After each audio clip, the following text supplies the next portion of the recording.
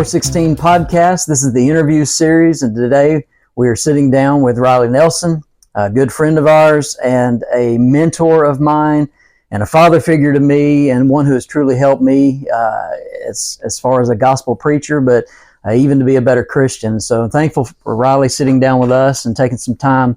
And so just take a moment, if you will, and introduce yourself and tell us about your role in the congregation here and where we are. Okay. I'm Riley Nelson. My family, I'm married to the former Susie and Montgomery. We have two sons. Andrew, who is married to Ada, a lady from Panama, and they have one daughter, Grace. Andrew preaches for the Homerville congregation and has preached for the last 19 years. Mark, my younger son, is married to the former Ashley Ford, and they have one son who is 13 and a daughter who is 2. I told them they were crazy. But he is a forensic detective here in town, and she is a banker. We've lived in Richmond Hill since 1991. I'm the minister here, the first full-time minister they had, and so we've been here a little over 32 years about, I think it is. I'm now one of the elders here, and Richmond Hill is in southeast Georgia. We're 17 miles south of Savannah, Georgia. We have been inundated, I will say, with hurricanes of the last 3-4 weeks, months, and but we're just a little town on the coast. And being a coastal town, you have to deal with those hurricanes occasionally, or at least floodwaters and such as that. So, but it did give us opportunity to help 250 homes, which are now contacts. That's great. So we'll be working on that the next few months. All right, that's great. And we'll talk a little bit more about that too here in just a moment. I want to talk about the Memphis School of Preaching for a moment, because I know we're both alumnus of the Memphis School of Preaching. And so tell us about when you went to school, and maybe give us a little bit of a highlight of that time and what you might recommend to someone thinking about going to the school. All right. Well, I went to the Memphis School of Preaching when it was hard.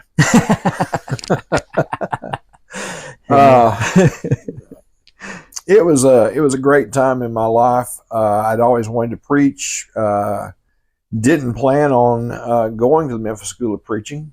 My wife suggested we look at it when we were on vacation. Her parents, who lived just a few miles from there, so we went up there and looked at it. And 3 months later, I was in the School of Preaching. So, but it was a great 2 years experience, because it's a utopia. 2 years surrounded by Christians. Now, I'd been out of school for a while. Most of my class hadn't. And the instructors are tough, or they were in those days. I know they are now too. But I was able to look at the instructors as people who loved us. Mm-hmm. And as tough as they might be, as hard on us as it seemed, they still loved us. And they were going to help us get through those things. In fact, my youngest son was born as we were studying the book of Acts. He was born, and I missed a week of school. And we had a final in Acts. And Brother John Renshaw was a tough teacher. And he gave me the test, and I took it. This is a day or two after we'd had the baby. And I turned it in, and a couple days later, he said, "Nelson, here's your test back." And I had an A on the test.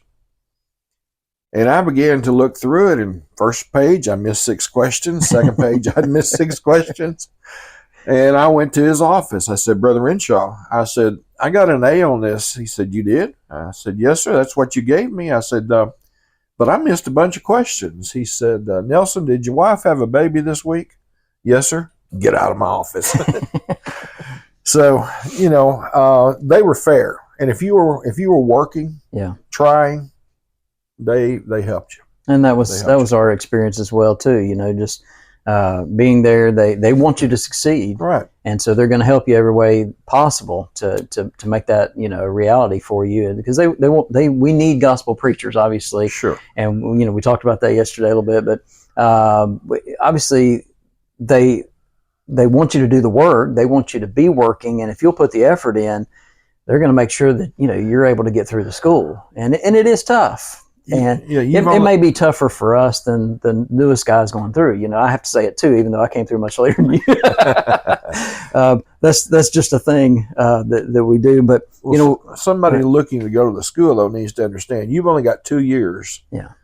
To get the work done. Yeah. And you think, wow, you're studying 8 hours in class, 8 hours out of class, and this is just crazy.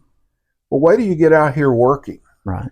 There's some weeks where you're not going to have time to turn around because you've got to go visit this family or that family. Somebody's in the hospital, and you've still got sermons to get up, and you've got classes to study for. So they're really preparing you to get ready for the work that's really the work. Right. And a lot of those things are designed for that very purpose. The difficulty, the rules that you go by, I always try to tell people, look, there's obviously, if you go to any school, there's rules and regulations, things you got to follow while you're in school.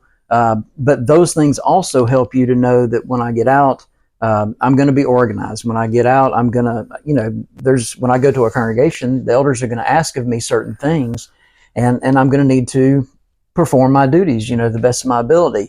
And so all those things are designed to help you get into that mindset of doing this work and doing the best work that we possibly can, I think. That's right.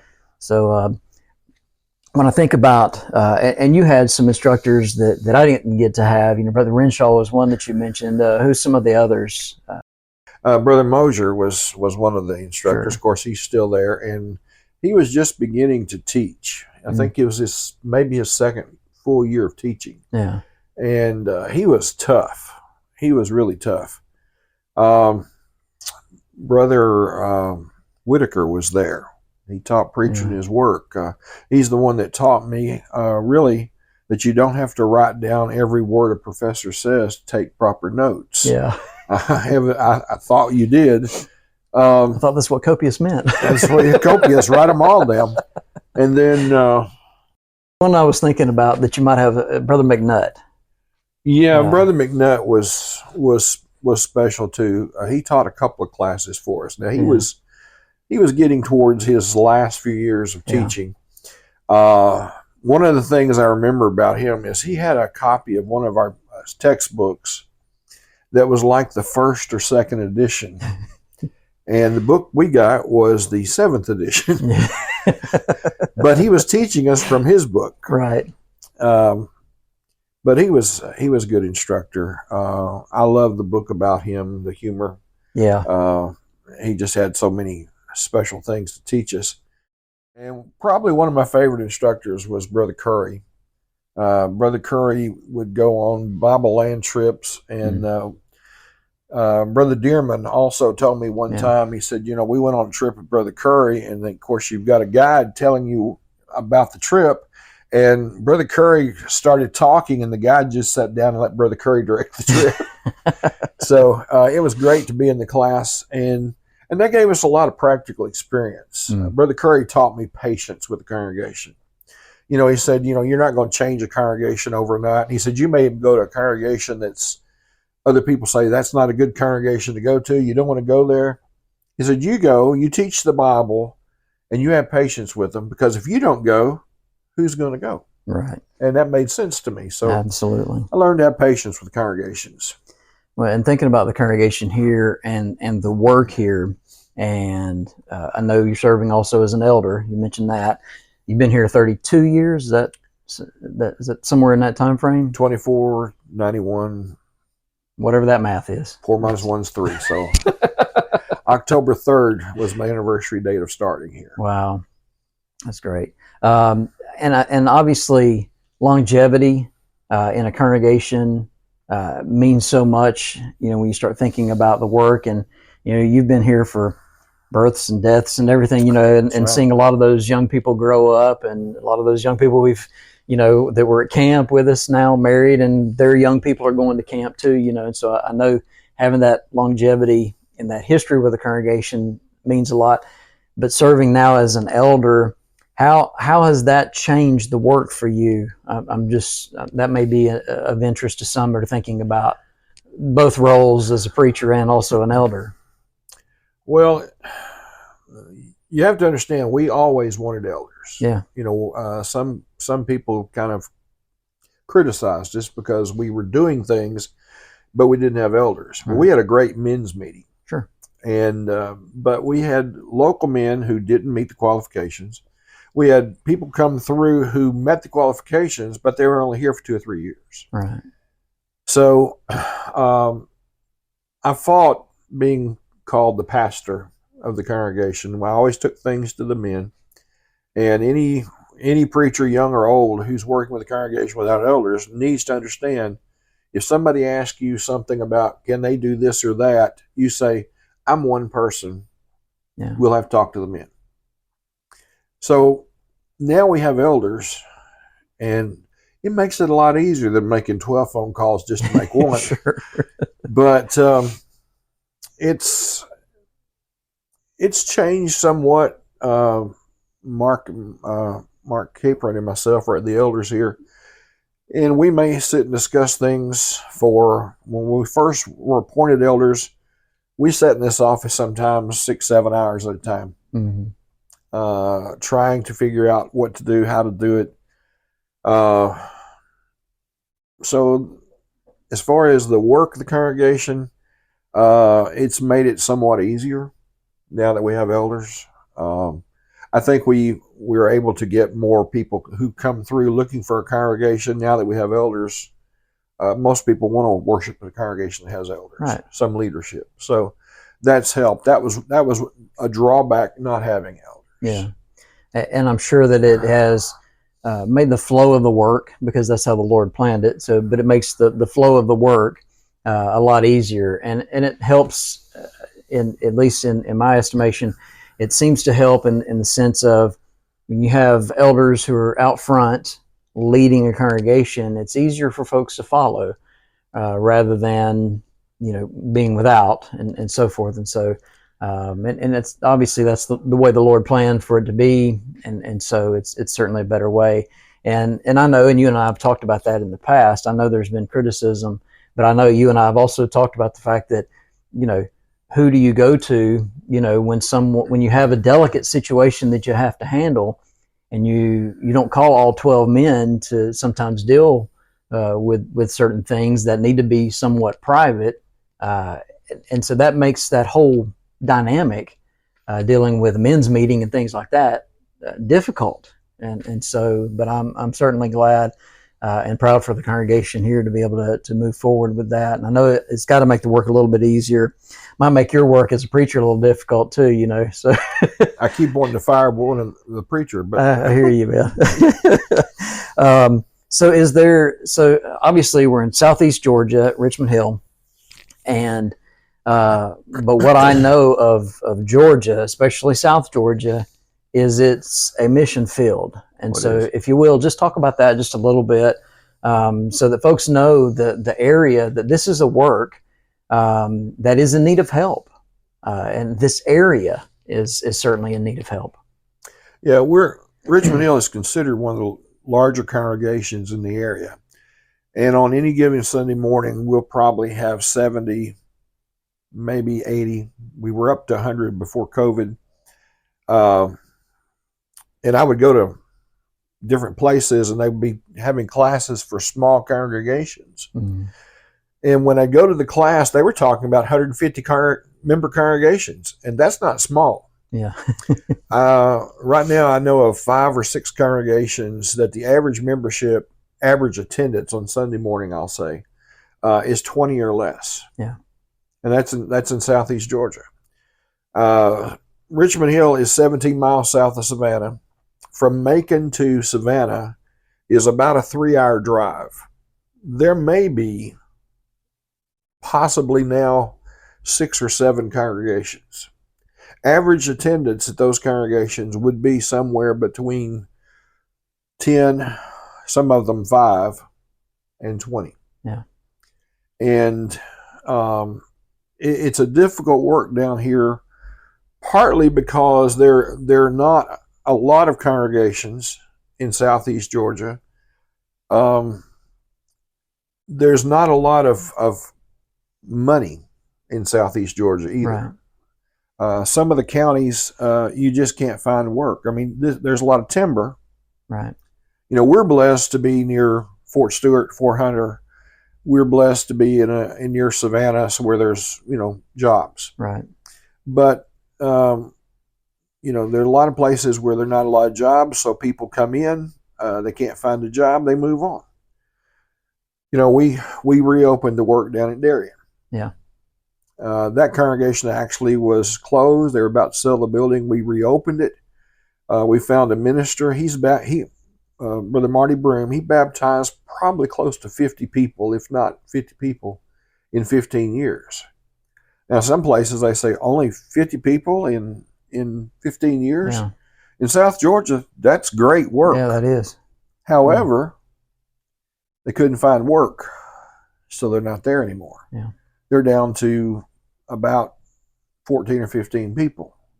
Brother Broom had to leave the work because of health. We've hired a new minister to be the minister for the congregation there, and Brother Glenn Bowman and his wife Nicole are working there now. But there are so many places where there's not a church even. Mm-hmm. You know, you go to Baxley, Georgia, which is a pretty good sized town. I don't know what the population is. The congregation closed down. There's not a church there. Yeah. In Jessup, there's not a faithful congregation in Jessup, Georgia.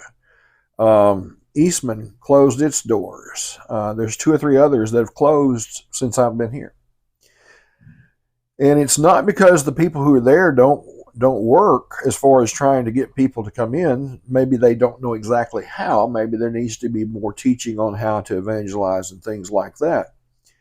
But South Georgia is a mission field that needs preachers. Yeah. And not only preachers, but we need families to come down and say, hey, you know, I want to help with the work. Yeah. We need congregations to say, I'll help with work. I know several congregations where the preacher is having to work 30 and 40 hours outside the congregation, as you've had to before, and still preach. Well, there's no time to really do the work that a preacher needs to do. Right. You know, you're lucky to get your sermons together. Right. With that many hours out of pocket as far as trying to do the work. You know, but those men, I appreciate those men who are doing that because, you know, they're still there when somebody's sick. They're still there at the hospital when somebody's having surgery. They're doing all those things and still working. And, you know, I think we need to think of that. We think about what could I do to help a congregation like that? Well, what about, you know, my thought on that is, why not pick out a congregation whose preacher's having to do all that and say, hey, would you like to go to polishing the pulpit? You know, we'll send you. Or what about, you know, the lectures at Memphis? Well, we'll send you. If your congregation will let you go, we'll pay your way. Because believe me, the guy who's trying to preach and is having to work all the time, he's struggling. Yeah. He's struggling. So there's a great need in the church, and I'm glad you mentioned too, not just for preachers to come in, but also for families that might be able to come in. You know, and I know that's how the church in Homerville, you know, was planted by having a family come in who was a principal and a school teacher who could work in the school system right there and help plant the congregation in that location. And so we need obviously families to be able to move in and help and encourage, and obviously to have some financial stability for that congregation. A preacher that comes in typically has to raise funds to be able to do any amount of work if he's not working that 40-hour week job. Right. And so that certainly is difficult. I know Cindy has a question for us as well, or for you. Try to talk. You can hear me through the microphone. I was wondering, so most of the time if someone's visiting Savannah, they usually will come here to worship because that's it, at least if we are asked, we say go to Richmond Hill. We appreciate that. So if they are over in this area, what is something that they could do? Maybe a favorite restaurant of yours or a good seafood restaurant, because we're on the coast, and so people will be looking for seafood. Outside of Savannah, what's your recommendation for a good restaurant that they could go to? Well, for seafood, I would recommend Love's. However, because of the last hurricane, the hurricane before that, they were flooded. Oh. So they're closed for the next few months with about $300,000 worth of damage. So it'll take a while for them to get back, but when they get back, I like what the owner said. He said, don't give us money, just come and eat when we get back on our feet. So, you know, the Shell House now is open. It's a great place for seafood. It would be good to come. Wayne had mentioned earlier El Patro's. I'll put in a plug for them because Mexican food, we have, I think we have 3 Mexican restaurants now, but still El Patro's the favorite because it's the one that's been here the longest. Yeah. And there's a lot to do in this area, you know, vacation. You know, if you like history, we have Fort McAllister down the road from the church building. It was a fort. It's an earthen fort, and there's some history there for you. But anyway, there's a lot to do here on the coast. Yeah. If you have a boat, it's a perfect place. It is, absolutely. I don't have a boat, but you know, I know some people who do. So we can Thank you.